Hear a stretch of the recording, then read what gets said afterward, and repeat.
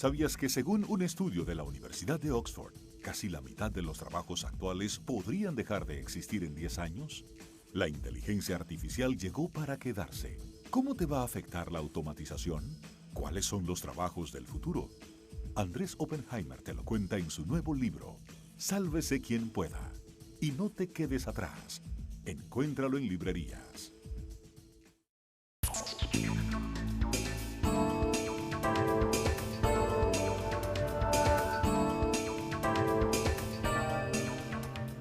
Hola, ¿qué tal? Soy Andrés Oppenheimer. Gracias por estar con nosotros.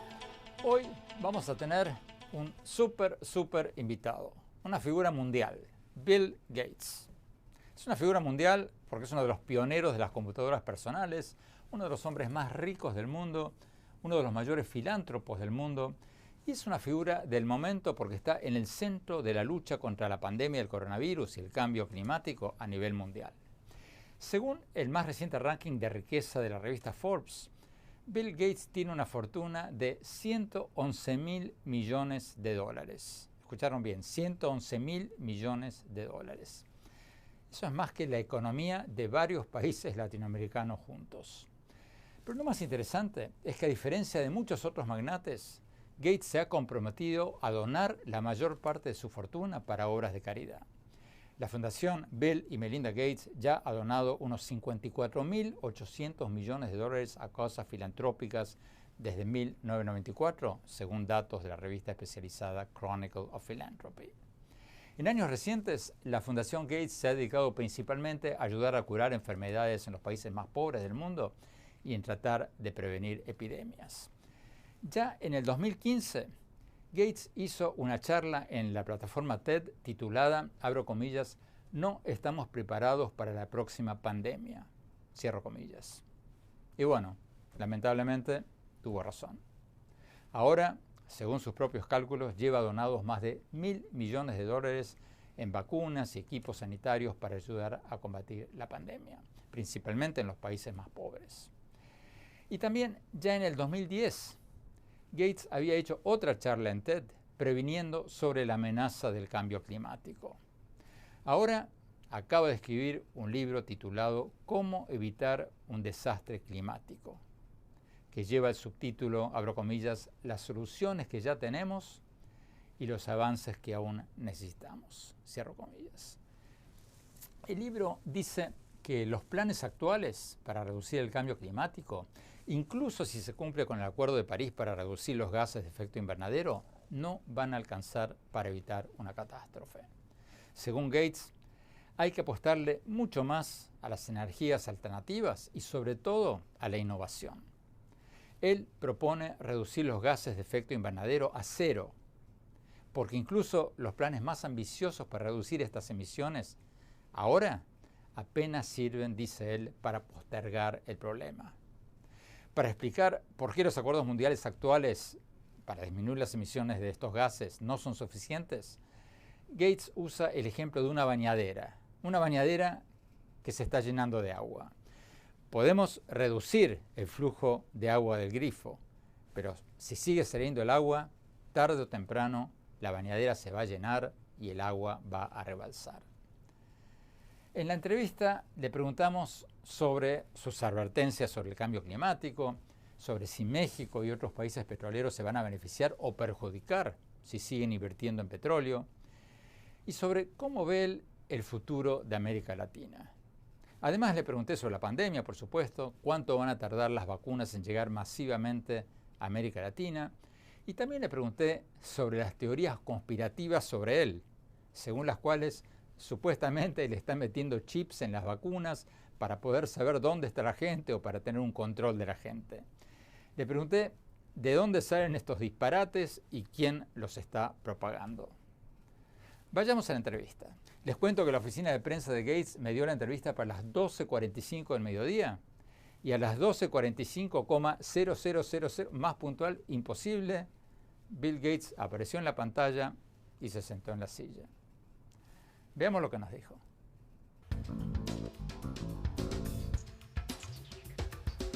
Señor Gates, muchas gracias por estar con nosotros. Antes de hablar de la pandemia y de las vacunas contra el coronavirus, hablemos de su nuevo libro, titulado Cómo evitar un desastre climático. Desde que usted escribió buena parte de ese libro, han pasado cosas. Tenemos un nuevo presidente en Estados Unidos y una de las primeras cosas que hizo el presidente Biden fue volver a integrar a Estados Unidos al Tratado de París sobre el cambio climático. Entonces, la pregunta, ¿va a alcanzar eso para evitar un desastre climático? O por lo menos, después de esa decisión del gobierno de Estados Unidos, ¿estamos por lo menos en camino a resolver este problema? Bueno, el Acuerdo de París es un elemento necesario para que los países se unan y se comprometan entre ellos a reducir las emisiones de gases de efecto invernadero, pero eso de ninguna forma es suficiente. Ahora bien, nosotros reconocemos que hacer las cosas de forma sustentable o amigable con el medio ambiente es mucho más costoso. De manera que necesitamos innovar para que los costos del cemento sostenible o del acero sostenible sean casi los mismos que el acero y el cemento que fabricamos hoy en día. Mientras el costo de las opciones sostenibles siga siendo mucho mayor, no vamos a poder convencer a los países de ingreso medio, como India, que deben optar por alternativas sostenibles. Porque ellos primero deben pensar en proporcionarles vivienda, aire acondicionado y otras necesidades básicas a sus ciudadanos. Además, ellos no han sido los principales causantes del problema ambiental que tenemos en el mundo. Así que mi libro dice que es verdaderamente esencial que encontremos soluciones innovadoras para reducir en un 95% el costo adicional de hacer las cosas de manera sustentable. Antes de entrar en más detalles, déjeme preguntarle cómo es que usted se interesó en el tema del cambio climático, porque yo sé que usted sigue esto desde hace décadas, pero leí que se metió más a fondo en el tema en el 2015 después de que se hizo una campaña dura que lo criticaba usted por sus inversiones en energías fósiles y que eso lo motivó a ser más activo en el tema. ¿Fue así o cómo fue eso? Sí, todo comenzó cuando comencé a viajar frecuentemente a África después del año 2000 para supervisar el trabajo de la Fundación Gates, que se centra principalmente en temas de salud. Y lo que vi allí es que prácticamente no había electricidad. Y ya sabes, queremos que sus economías se desarrollen.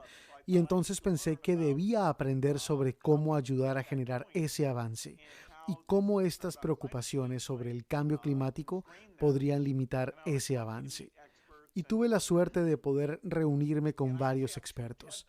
Y para el año 2010 ya sabíamos que el cambio climático representaba un problema mayúsculo. Yo tengo 2 charlas TED en las que trato de invitar al mundo a evitar los grandes problemas que se vienen. Una es la charla TED de 2010, en la que hablo del cambio climático. Y la otra, mucho más famosa, titulada literalmente No estamos listos para la próxima pandemia. Estos son temas en los que me gustaría que los gobiernos invirtieran más, para evitar el daño económico y sanitario que causan estas 2 amenazas. Y sabes, me alegran los avances que se han hecho en el tema de cambio climático, porque creo que la gente está comenzando a prestarle más atención. Usted dice en el libro que si no hacemos nada, y cito textualmente, abro comillas, el cambio climático seguirá empeorando y su impacto en la humanidad seguramente será catastrófico. Cierro comillas. Concretamente, ¿cuán catastrófico sería el cambio climático si no hacemos nada drástico ahora? Sí, a medida que avance el tiempo en este siglo, los efectos sobre las muertes y la estabilidad serán mucho peores a los que tuvimos con la pandemia en su peor momento. Lamentablemente, la gente que sufrirá las peores consecuencias es casi en su totalidad la gente en países pobres, en los que no podrán trabajar a la intemperie por las altas temperaturas y no tendrán cultivos por varios años, por lo que tendrán problemas de desnutrición y hambruna. Los países en vías de desarrollo se volverán mucho menos estables. Así que estos pueblos, estos países, que fueron los que menos culpa tienen por el daño al medio ambiente en el mundo, serán los que lleven la peor parte. Usted dice que sería peor que la pandemia del coronavirus, pero ¿cuánto peor? Porque usted usa la palabra catástrofe, que es una palabra fuerte, muy fuerte. ¿Qué quiere decir cuando habla de catástrofe? ¿Nos puede dar una idea concreta de cuán catastrófico sería? ¿Qué pasaría? Bueno, habrá partes del planeta que se volverán básicamente inhabitables, como la zona del Ecuador, donde mucha gente vive hoy en día. Habrá lugares cerca de los océanos en que el elevamiento del nivel del mar va a arrasar completamente, como Miami, por ejemplo, que se verá muy distinto a como se ve hoy en día. Lamentablemente, esas playas desaparecerán por completo porque tienen una base de piedra caliza y no puedes simplemente construir diques como en Ámsterdam para evitar el avance del agua. También tendremos incendios forestales. Muchos ecosistemas naturales van a desaparecer permanentemente, como los arrecifes de coral. Así que estamos hablando de algo muy amplio, pero son los más pobres quienes no podrán cosechar suficientes alimentos y entonces tratarán de migrar y se morirán de hambre. Bueno, ya que usted trajo a colación Miami, yo estoy en Miami, le estoy hablando desde Miami. ¿En cuánto tiempo vamos a estar inundados acá en Miami si no hacemos algo? ¿Y qué habría que hacer? Es algo que ocurre gradualmente, como sabes, pero empeora año tras año. Tú lo sabes estando en Miami. Tienes periodos en los que la marea sube, cuando se dan ciertas condiciones climáticas, y cada año el nivel del mar subirá más y más, siempre un poco más arriba. Y al final del siglo llegaremos a niveles muy, pero muy dramáticos. Sabes, yo amo las playas de Miami. Es tan hermoso y hay tanta energía en todo el tipo de gente allí, que no puedo menos que pensar, wow, todo esto va a desaparecer. No está al tope de la lista de las cosas más terribles que veremos por culpa del cambio climático, pero es algo que todos podemos palpar, es algo que nos es cercano. ¿Qué hubiera pasado si el expresidente Trump hubiera ganado las elecciones o hubiera logrado revertir el triunfo del presidente Biden como él quería y Estados Unidos no hubiera vuelto al Tratado de París del Cambio Climático? ¿Qué hubiera pasado? El rol de Estados Unidos en temas de cambio climático es muy, pero muy importante. Durante el gobierno de Donald Trump, se redujeron los esfuerzos de investigación y desarrollo para asuntos climáticos. Ahora, con el presidente Joe Biden, espero que se aumente dramáticamente ese presupuesto de investigación y desarrollo en temas de cambio climático. Tenemos que ir a un corte. Cuando volvamos, vamos a ver lo que nos dijo Bill Gates sobre qué va a pasar con los países petroleros como México y Venezuela. ¿Cuándo van a recibir suficientes vacunas los países latinoamericanos? ¿Y de dónde salen las teorías conspirativas de que él está metiendo chips a la gente por medio de las vacunas? No se vayan, ya volvemos.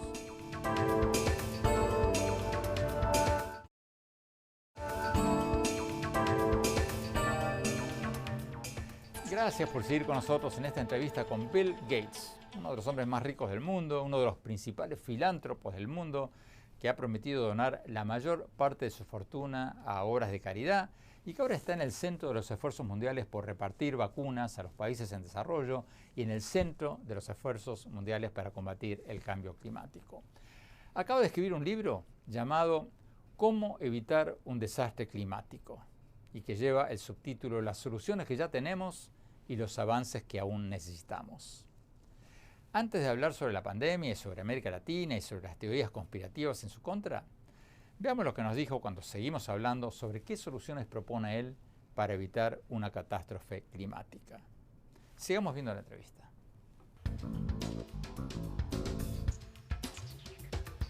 Hablemos un poco de eso, de las soluciones, porque usted dice en el libro que las energías renovables, como la energía eólica o la energía solar, pueden ayudar a solucionar el problema, pero que no van a ser suficientes. Entonces, ¿qué habría que hacer? Bueno, lo primero que tenemos que hacer es generar conciencia de que las emisiones de gases de efecto invernadero vienen de diferentes actividades. Mucha gente sabe que los automóviles son parte del problema y que la generación de electricidad también es parte del problema. Pero esas dos actividades juntas no suman ni la tercera parte del problema total. Tenemos que tomar en consideración también otras actividades industriales, como la producción de acero y cemento. Y en lo que se refiere a transporte, tenemos a los aviones y los barcos, que representan un problema mucho más difícil de resolver. Pero la cantidad de investigación y trabajo que hay que hacer en los aspectos más difíciles de resolver ha sido muy baja. Se necesita desarrollar un plan real y generar un interés realmente alto en la meta de llegar a 0 emisiones de gases de efecto invernadero. Y mi libro tiene como objetivo decir, ok, trabajemos en un plan integral que incluya las áreas más difíciles de resolver. Pero, ¿qué pasaría entonces con los países petroleros como Venezuela, Colombia o incluso México? ¿Qué va a pasar con los países petroleros de todo el mundo si reducimos drásticamente el uso del petróleo y los combustibles fósiles? Porque México, por ejemplo, está invirtiendo ahora mismo en petróleo, en refinerías. ¿Tiene sentido eso?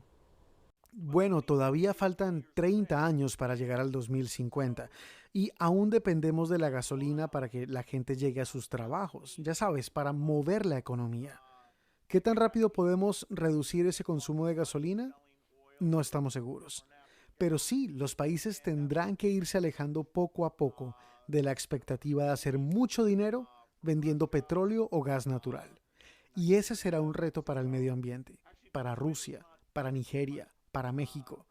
De hecho, Venezuela en realidad no está exportando mucho petróleo hoy en día. Pero ya sabes, 30 años con suerte es un tiempo suficiente para transferir esos empleos hacia otras áreas. Y eso podría generar un beneficio geológico inesperado en nuevos empleos, porque la gente tendrá que adaptarse.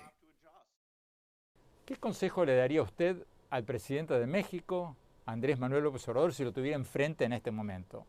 ¿Qué le diría que haga para que México crezca más y mejor? Bueno, indudablemente el sistema educativo es la primera clave para desarrollar un país o la inteligencia de su gente. México tiene lugares como el Instituto Tecnológico de Monterrey, en el que se forman ingenieros de clase mundial. Pero hablando en términos más generales, el sistema educativo en México es muy débil. Por ejemplo, en cuanto a la rendición de cuentas de los maestros con relación al nivel económico de México. Y tener un buen sistema educativo es mucho más importante que sacar petróleo del subsuelo. Después de todo, un buen sistema educativo te permite tener ciudadanos informados, con vidas plenas. La educación representa más que el dinero. Así que México puede tener un futuro muy brillante sin el petróleo, porque su principal recurso es su gente. Al margen de lo que hagan los gobiernos, los países, ¿qué podemos o qué deberíamos hacer nosotros, los ciudadanos, para evitar el desastre climático del que usted habla? Se lo pregunto porque yo, por ejemplo, tengo una hermana que lleva su propio bolso de compras al supermercado, para no usar las bolsitas de plástico que le dan en el súper. Y bueno, cada vez que el cajero quiere darle una bolsita de plástico, le da un sermón sobre cómo las bolsitas de plástico contaminan los océanos y matan los peces. ¿Este tipo de acciones individuales para usted sirven para algo? ¿O cómo deberíamos los ciudadanos usar nuestras energías para tratar de cambiar las políticas públicas? ¿Así o activando políticamente o escribiéndole a nuestros legisladores? ¿Qué tendríamos que hacer como ciudadanos? Bueno, de lejos lo más importante es que hagas escuchar tu voz para poder influenciar las políticas del gobierno. Por ejemplo, si quieres cuidar y preservar los bosques de la Amazonía, no sé si un individuo solo pueda hacerlo. El gobierno es el que tiene que hacerse cargo de ese problema. Si quieres cambiar la forma en que generamos electricidad, el gobierno es el que tiene que hacerse cargo de eso. Los consumidores, más allá de pronunciarse con su voz y voto, también pueden hacer una diferencia. ¿Cómo? ¿Cómo pueden hacer una diferencia? Puedes comprarte un vehículo eléctrico, incluso si con ello estás sacrificando algo de desempeño. Puedes comprar carne artificial o suplementaria, o comer menos carne. Este tipo de cosas son valiosas, y cada vez vemos una mayor demanda por vehículos eléctricos. Esa demanda permite que bajen los precios, y ese costo adicional que tienen los vehículos eléctricos, que aún no son un sustituto total para los vehículos tradicionales, porque aún tienen un costo muy elevado, eventualmente va a llegar a cero y a niveles con los costos de los vehículos tradicionales en la próxima década. Esa es una categoría de emisiones de gases de efecto invernadero que muchos ven como una solución mágica, en la que hay que insistir hasta que eventualmente todo el mundo tenga un vehículo eléctrico. Hay otras categorías que son muy diferentes, pero la demanda de los consumidores cuando analizan las compañías a las que les compran y les exigen tener buenas prácticas ambientales sobre la fabricación de sus productos, eso puede comenzar a cambiar paulatinamente algunas cosas y complementar las grandes cosas que tienen que hacer los gobiernos. En el libro usted menciona el caso de Dinamarca. Dice que Dinamarca usa molinos de vientos para generar la mitad de su electricidad. ¿Pero se podría hacer eso en Estados Unidos o en América Latina? ¿Es factible eso? Una parte fundamental de la generación de energía puede cambiar a este tipo de alternativas renovables, pero a medida que aumenta ese porcentaje, el hecho de que puedas tener largos periodos de tiempo en los que el viento no sopla o la luz solar disminuye, se reduce la fiabilidad de tu sistema eléctrico.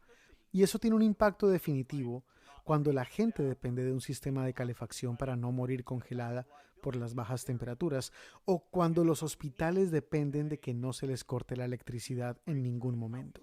La confiabilidad es muy importante, de manera que si vamos a depender mayoritariamente de estas fuentes, necesitamos un gran avance en la capacidad de almacenamiento de energía. Y si no podemos lograr ese avance, que es muy difícil de lograr y puede que no lo alcancemos, necesitaremos encontrar fuentes de energía verdes, amigables con el medio ambiente, que funcionen en todo momento. ¿Cómo cuáles? Bueno, aunque es algo muy controversial, debemos continuar utilizando alternativas muy asequibles y súper seguras de fusión nuclear. Pero si logramos ese avance milagroso del almacenamiento de energía logrado por vías limpias, no necesitaremos de la alternativa nuclear.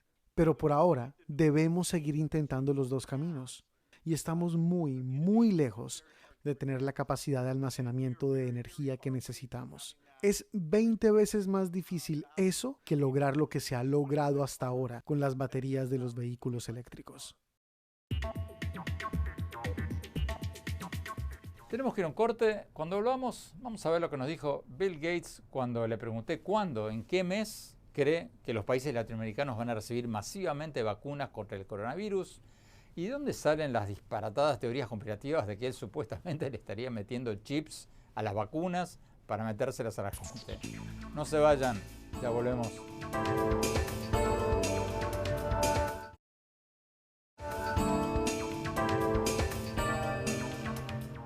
Gracias por seguir con nosotros en esta entrevista con Bill Gates, uno de los hombres más ricos del mundo, uno de los principales filántropos del mundo y un hombre que está en el centro de los esfuerzos mundiales para repartir las vacunas a los países en desarrollo. Veamos lo que nos dijo cuando hablamos sobre la pandemia, sobre cuándo van a llegar las vacunas masivamente a América Latina y sobre las teorías conspirativas en contra de él. Veamos.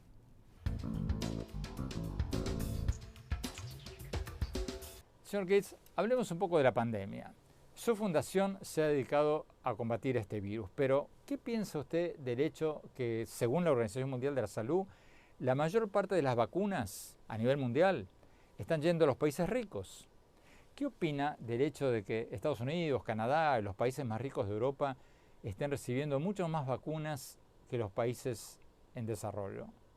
Sí, la Fundación Gates es actualmente la entidad líder que está tratando de evitar este problema. Desafortunadamente, las primeras dos vacunas de Pfizer y Moderna son muy difíciles de producir en grandes volúmenes, son realmente costosas y requieren una refrigeración especial. Las siguientes 3 vacunas en obtener aprobación regulatoria de alta calidad son AstraZeneca, Johnson & Johnson y Novavax. Y nuestra fundación lleva gastados más de $1.000 millones para combatir esta pandemia. Una buena parte de ese gasto es lograr que estas grandes fábricas de vacunas en India sean capaces de producir estas 3 vacunas. Ya estamos fabricando la de AstraZeneca en una fábrica del Instituto del Suero de la India y tan pronto como las otras 2 estén aprobadas, haremos lo mismo. Como sabes, Suramérica necesita vacunas. Suráfrica necesita vacunas. Esa es nuestra principal prioridad y por eso estamos esperanzados en que estas nuevas vacunas ayuden a solucionar este problema en los próximos 6 meses. Bueno, hablando de los próximos 6 meses, se me adelantó mi próxima pregunta. ¿Usted cree que en América Latina la mayoría de la gente va a estar vacunada en los próximos 6 meses? Si las cosas van bien con las vacunas de AstraZeneca, Johnson Johnson y Novavax, creo que sí. Creo que la inequidad será de un rezago de 6 meses. Si las cosas no salen bien con estas vacunas, podríamos estar hablando de una demora de 9 a 12 meses. Estados Unidos no contribuyó con ningún dinero para esta respuesta internacional, hasta la reciente ley de estímulo económico. Por eso, instamos al Congreso a que finalmente se involucre y ayude con este esfuerzo global. Y ahora el gobierno de Biden ha estado muy activo en decir que no se trata solo de cuidar la salud de Estados Unidos. La administración anterior decía que antes de exportar una sola vacuna, había que asegurarse de que todos los estadounidenses estuvieran vacunados. Esto último es algo con lo que no estoy de acuerdo. Esa es una forma muy suave de decirlo. Pero bueno, señor Gates, usted decía que la Fundación Gates ha donado más de $1.000 millones para combatir esta pandemia. Y sin embargo, en las redes sociales de América Latina e incluso aquí en Estados Unidos, usted está siendo demonizado. Hay teorías conspirativas disparatadas en Internet, en las redes sociales, diciendo que usted le está poniendo chips en la cabeza a la gente mediante las vacunas y otras ridiculeces parecidas. ¿De dónde vienen estas teorías, estos disparates? ¿Quién o quiénes los están propagando y para qué? Sí, la verdad es que estoy muy sorprendido por el volumen de estas teorías conspirativas que, como bien dices, en muchos casos se enfocan en mi persona o en el doctor Anthony Fauci, el director del Instituto Nacional de Alergias y Enfermedades Infecciosas.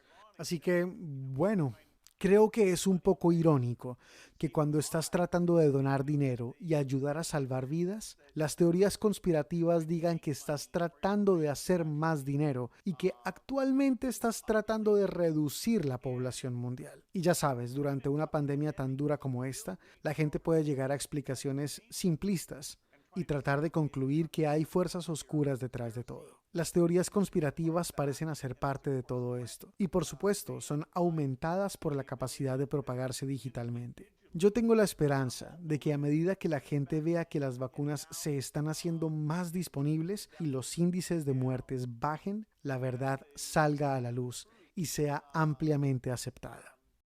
¿Y de lo contrario? De lo contrario, no lograremos tener tanta gente que quiera usar cubrebocas o ponerse las vacunas, que son dos decisiones vitales para poder terminar con esta pandemia.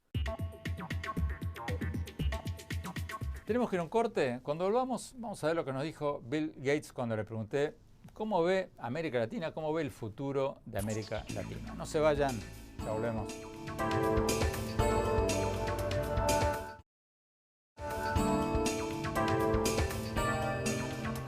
Gracias por seguir con nosotros en esta entrevista con Bill Gates, uno de los hombres más ricos del mundo, uno de los principales filántropos del mundo y el hombre que está, o uno de los hombres que está en el centro de los esfuerzos mundiales para repartir vacunas en los países en desarrollo.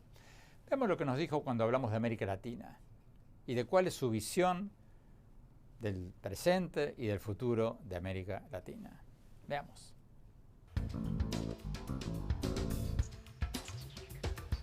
Señor Gates, hablemos de América Latina. ¿Cuáles cree usted que son las principales asignaturas pendientes de América Latina? Porque muchos nos hacemos la pregunta esa desde hace años. ¿Por qué los asiáticos han tenido tanto más éxito que los latinoamericanos en hacer crecer sus economías y en sacar a la gente de la pobreza? América Latina tiene un potencial increíble y la región ha tenido décadas en las que le ha ido muy bien y décadas en las que no le ha ido bien. Como sabes, la política es siempre muy complicada y si tienes un partido político corrupto, casi siempre vas a terminar teniendo las políticas del partido opuesto, incluso cuando no sean las mejores o las mejor pensadas. Entonces, la corrupción termina siendo más importante que la idea de elegir a los mejores candidatos y las mejores políticas. De manera que yo no tengo una solución mágica para eso. Yo he invertido mucho en México y en Brasil, y a pesar de que no nos ha ido muy bien hasta ahora, sigo creyendo en estos países y en el potencial que tienen. Entonces, ¿Qué hace falta? Escoger los políticos adecuados podría ayudar a acelerar que mejoren las cosas. La clave está en elementos como la forma en que usas los mercados, cómo permites la actividad del sector privado, cómo manejas el sector de la salud, la educación y el sistema judicial. Hay lugares como Chile que en muchos aspectos han sido un modelo. Últimamente han repensado algunas de sus políticas en términos de equidad y espero que les resulte bien. Pero aún sigue siendo el modelo para seguir en muchos aspectos, y la tendencia allí se ve muy positiva. Tenemos que ir a un corte. Cuando volvamos, vamos a ver lo que me dijo Bill Gates cuando le pregunté sobre la felicidad. Entre otras cosas, si el dinero hace la felicidad. No se vayan, ya volvemos.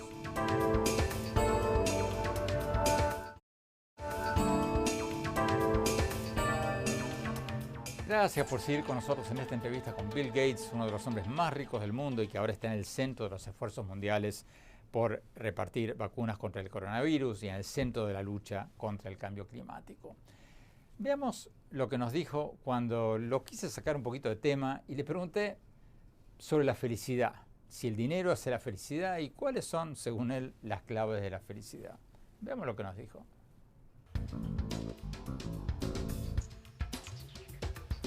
Señor Gates, usted a lo largo de los años ha hablado muchas veces sobre la felicidad, ha dicho muchas veces que es feliz y que la clave de la felicidad son los vínculos familiares y tener un sentido de propósito en la vida. Pero bueno, mucha gente dice, claro, es fácil, es muy fácil para Bill Gates decir que es feliz porque tiene miles de millones de dólares y es uno de los hombres más ricos del mundo.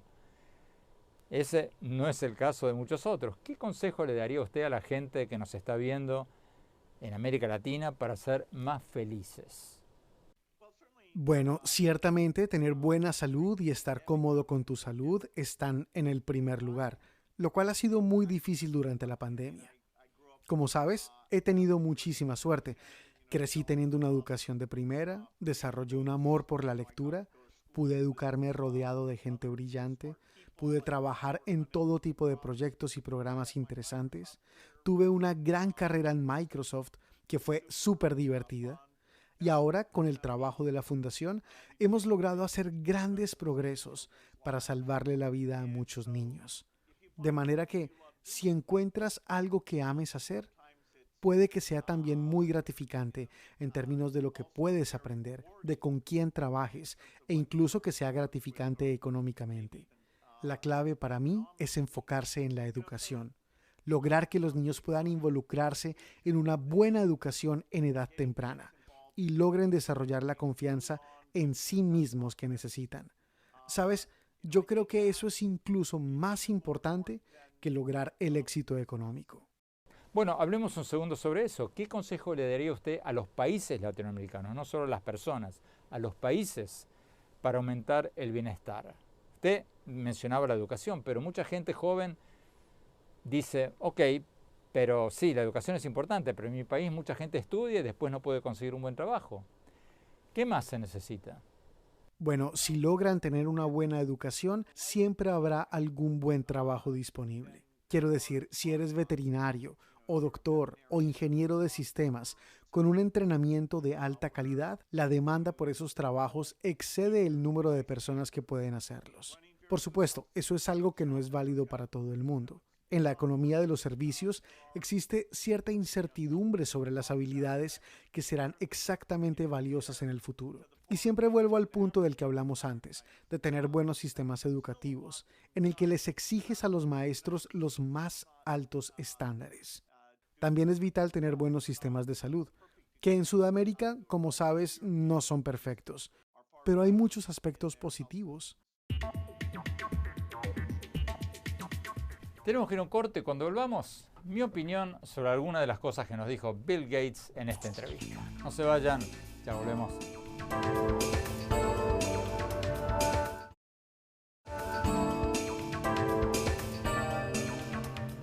Muchas gracias por seguir con nosotros. Mi opinión sobre esta entrevista que acabamos de ver con Bill Gates, una de las figuras más conocidas e influyentes del mundo.